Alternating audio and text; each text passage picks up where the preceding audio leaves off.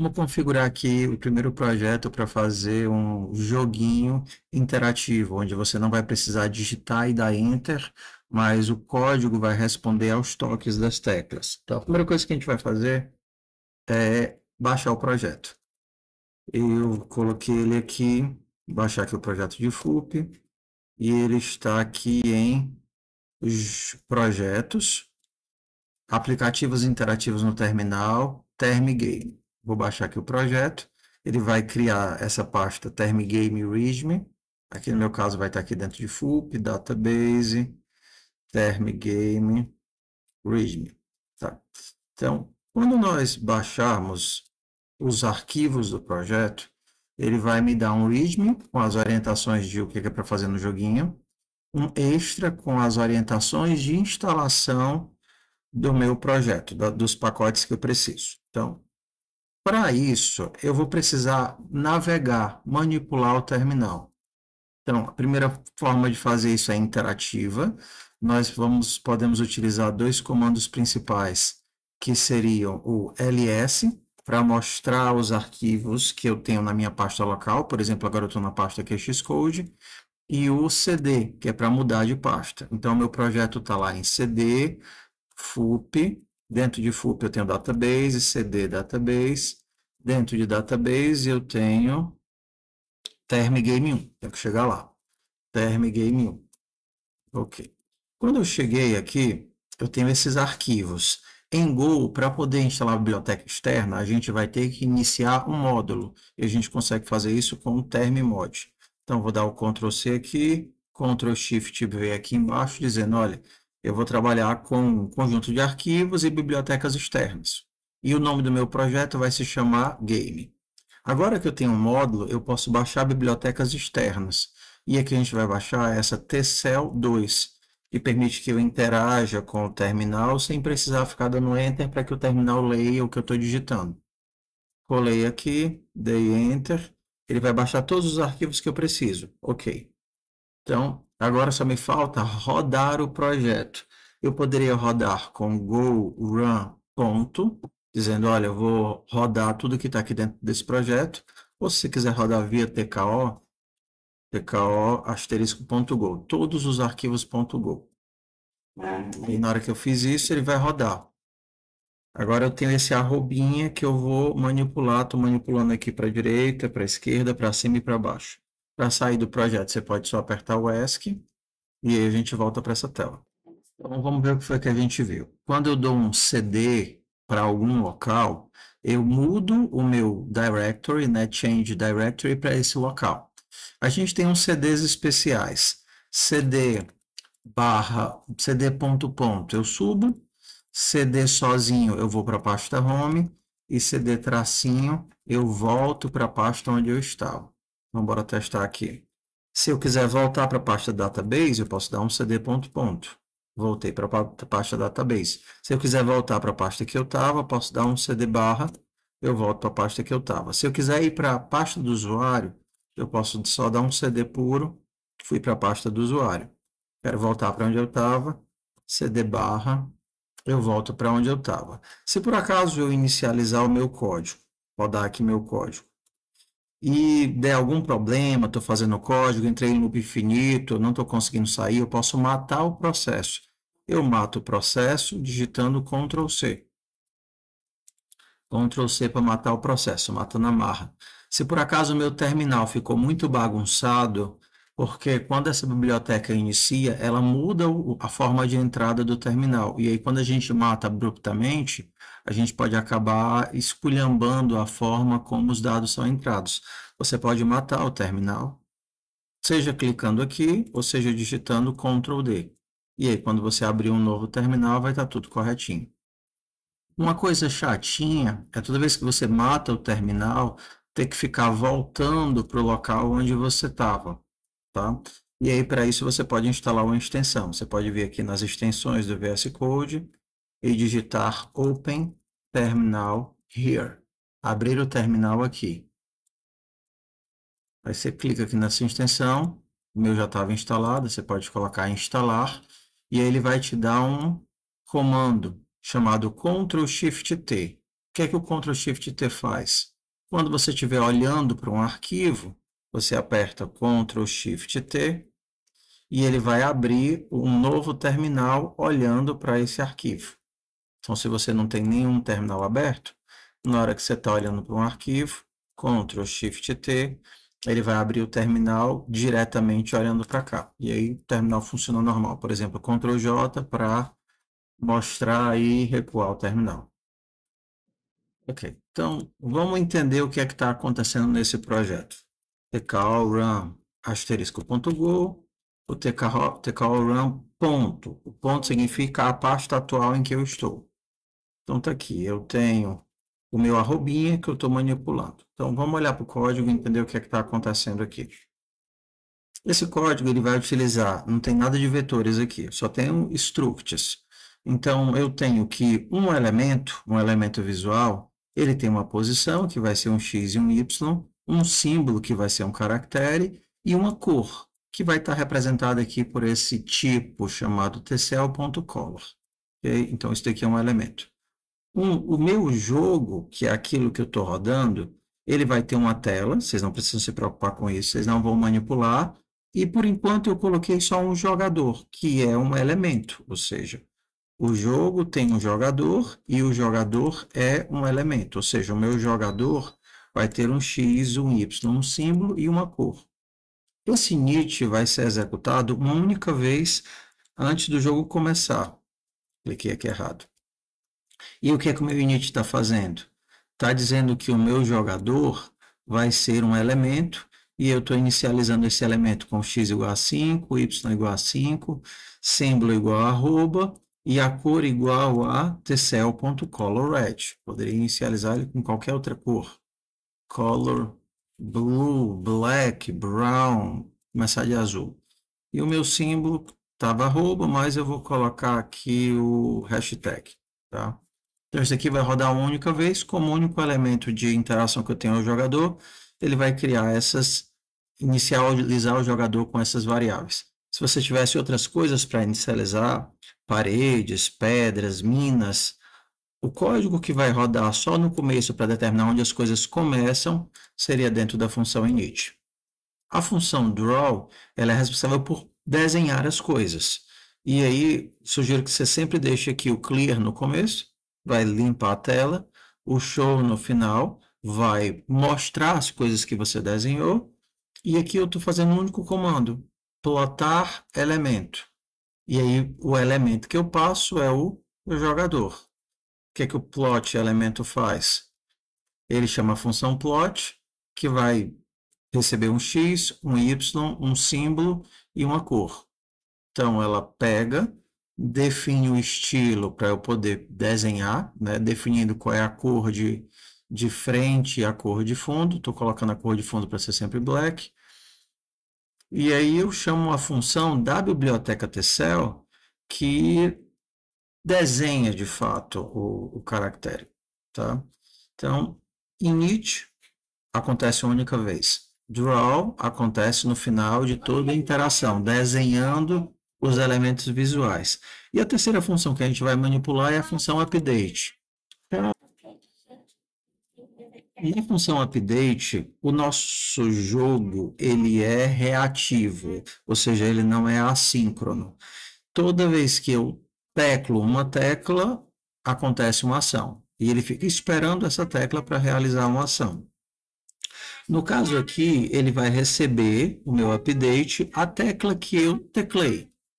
Essa tecla, ela pode ter um caractere, se é um caractere legível, e ela pode conter um código de uma tecla. Por exemplo, para cima, para baixo, que não são caracteres legíveis. Aqui eu já deixei um códigozinho de partida. Ó. Verifique qual foi a tecla. E aí eu começo com os casos especiais. A tecla é uma tecla para cima, para a direita, para a esquerda, para baixo. Isso aqui poderia ser qualquer coisa. Por exemplo, o autocomplete vai me mostrar todas as opções de tecla que eu tenho. Backspace, cancelo, Ctrl, F11, F12 e por aí vai. Então eu coloquei key left. Então se foi para cima, o Y do jogador diminui. O 00 é bem aqui.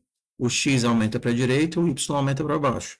Então, se eu cliquei para cima, o y do jogador diminui.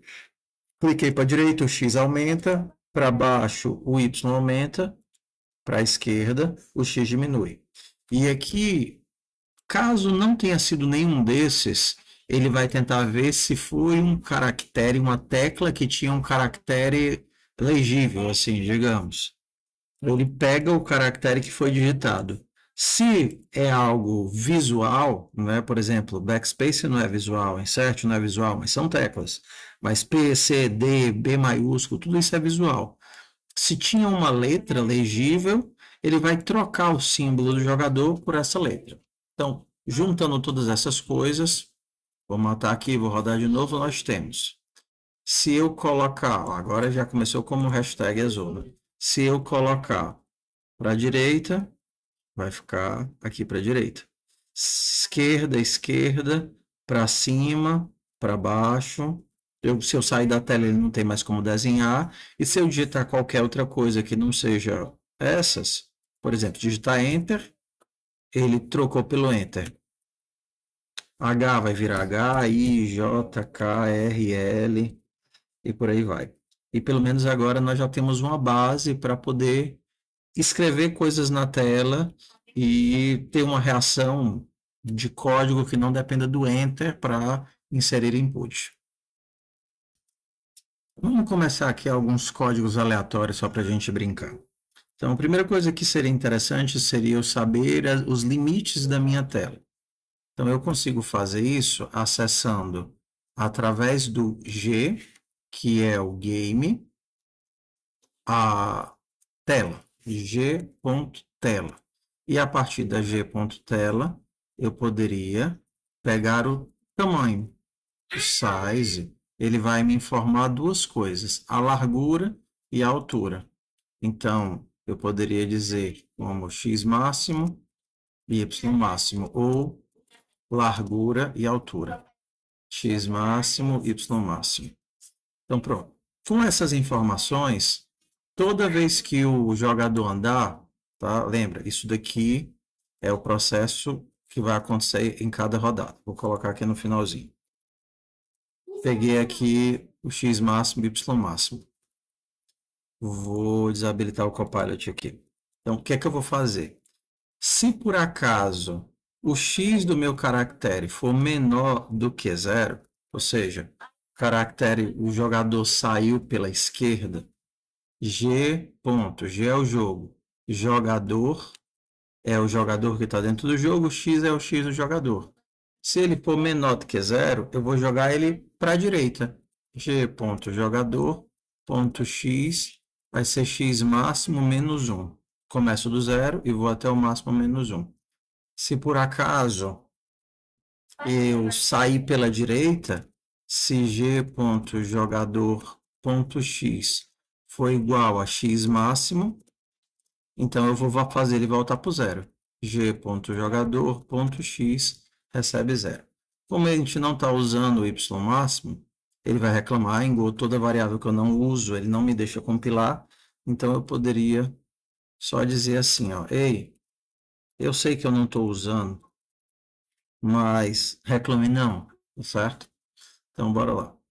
Se isso daqui acontecer, eu odeio meu projeto de novo. O que eu quero é, quando eu sair pela esquerda, ele voltar pela direita. Cadê? Pronto, tá ali. Tá saindo pela esquerda e voltando pela direita. Aí você pode fazer a mesma coisa, só aqui para cima e para baixo. Um exercício legal de laço é eu tentar desenhar as bordas da minha tela. Então, isso daqui, toda essa bordinha de cima, ela tem o meu y igual a 0, ou seja, 0 de profundidade, e o x ele vai de 0 até o máximo. Então, se eu quisesse fazer as bordinhas, eu poderia, aqui, na função draw, que é aqui que eu estou desenhando as coisas, dizer a seguinte coisa. Vou precisar dos limites de novo. Então, vou copiar essa informação para lá. Tendo os limites de novo, eu vou fazer um laço. Ué, eu quero que eu quero ir do zero, ou seja, lá daquela bordinha, até o máximo de x. E em range de x máximo, de zero até o máximo de x. E eu quero colocar um cifrão, um hashtag, um asterisco lá. Então, para isso eu vou usar o g.plot. O plot me pede um x, um y, um caractere. Ó, plot me pede um x, um y, um símbolo e uma cor. Então, o meu x, dessa bordinha aqui de cima todinha, vai aumentando. X0, 1, 2, 3, 4, 5 até o último. Então, aqui vai ser o i. O y vai ser sempre 0. O caractere vai ser, vou colocar asterisco. O caractere vai ser asterisco. E a cor eu consigo acessar por tcell.color. Vou botar aqui o color red. Vai ser a bordinha toda de vermelho. Então, lembra, aqui é só para desenhar. Não estou mudando nada, não estou inicializando nada, eu só estou fazendo o desenho. Então, na hora que eu rodar aqui meu código, será que temos, ó, bordinha toda de vermelho. Aí você pode tentar fazer as outras bordinhas. Lembra? Isso daqui, nesse daqui, o y é 0 e o y aumenta e o x é sempre 0 nesse daqui. Aqui embaixo, a gente tem que o y vai ser sempre o máximo, ou seja, para desenhar lá embaixo, eu tenho que o meu y vai ser sempre y máximo menos 1 e o x aumenta. Então, vamos colocar logo a bordinha lá de baixo. Eu vou mandar plotar também. O meu x vai aumentando. E a posição, ao invés de ser a primeira, o y0, vai ser y máximo menos 1, o último. Eu também vou colocar um asterisco e vou colocar de color red também. Bordinha vai ser vermelha. Runa é com um caractere. Estava ficando feioso, então eu vou tirar aqui o background. Para usar o background padrão, eu vou controlar só a letra de frente. Então vamos rodar isso daqui e ver se deu certo. Ó, tenho o fim e tenho o começo. E aí, independente do tamanho da tela, ele vai redimensionando para isso daqui casar com o tamanho da tela. E se eu quisesse mudar a cor? Olha que coisa legal. Poderia fazer um if aqui. Então, ou então, manualmente, toda vez que ele for para a direita, eu vou mudar a cor do jogador.cor para cell.color blue. Blue. Toda vez que ele for para a esquerda, g.jogador.cor cell.color yellow. Então, agora, conforme ele vai para a direita e para a esquerda, nosso jogador vai mudar de cor. Direita, esquerda. E aí a gente poderia colocar o if que eu quisesse. Por exemplo, aqui eu estou manipulando as letras. Poderia dizer, se a minha letra fosse yellow, então eu colocaria jogador.yellow. Se a minha letra fosse blue, aí sim eu colocaria jogador.blue. Então agora ele vai mudar de cor apenas quando eu colocar um Y, ficou amarelo, um B, ficou blue. Pode fazer agora, brincar, fazer com outras cores para testar essa manipulação aqui. Vamos tentar aqui fazer uma manipulação de vetores. E se eu quisesse que conforme o meu elemento andasse, o histórico, né, onde ele estava, continuasse desenhado. Isso significa que, conforme eu ando, eu vou guardar as posições anteriores. E essas posições que eu guardei, eu continuamente vou continuar desenhando. Aí agora a gente vai precisar de um vetor para poder armazenar esses elementos.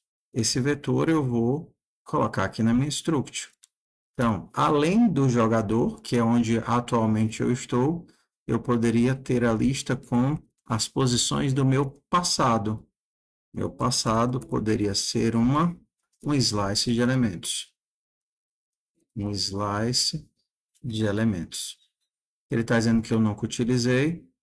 A partir daqui, tudo que eu crio, eu tenho que inicializar. Eu posso dizer que o meu passado vai começar como? Make um vetor de elementos, começa com 0 elemento. Aqui, passado foi criado, mas nunca foi utilizado. E agora, todas as vezes que eu me mover, né, eu vou copiar a posição que eu estava para o passado. Ó, bem aqui. Ó. Antes de me mover, passado, recebe passado, ponto. Perdão. Append de passado.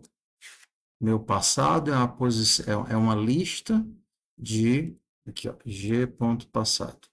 G.passado. Passado é uma lista de elementos. Então vou adicionar o elemento do jogador.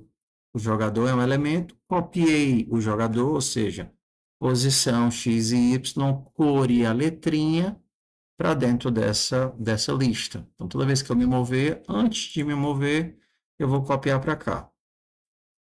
Os dados existem, só que eu não estou enxergando esses dados ainda.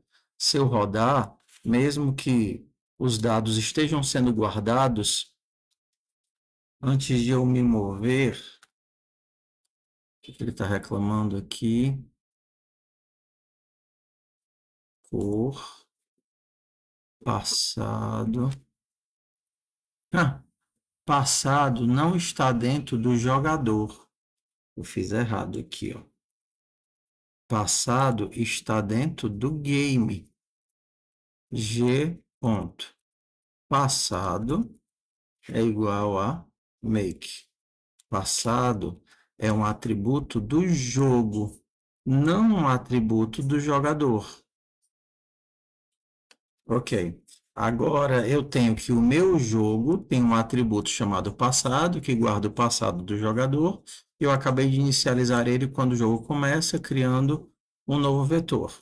Toda vez que o meu jogador anda, eu guardo essa informação de onde ele estava nessa lista, juntando, e agora só vai me faltar, na hora de desenhar, além de desenhar o meu jogador, desenhar todo o passado do jogador. Para cada posição, valor em range de g.passado, eu vou usar a mesma função que eu uso para desenhar o jogador, para desenhar o passado do jogador. Então, bora testar aqui. B, Y. Agora eu consigo fazer uns desenhos. B. Não, G, B para ficar bonitinho. Observe que existe uma ordem para desenhar as coisas. Se eu desenhar primeiro o jogador e depois desenhar o passado dele, primeiro o jogador e depois eu desenhar o passado dele, o jogador vai estar desenhado por baixo. Então, quando eu rodar isso daqui, desenhei o jogador e agora eu vou desenhar o passado dele, eu vou estar desenhando por baixo. Então, atenção só à ordem de desenho. O jogador vai ficar por último.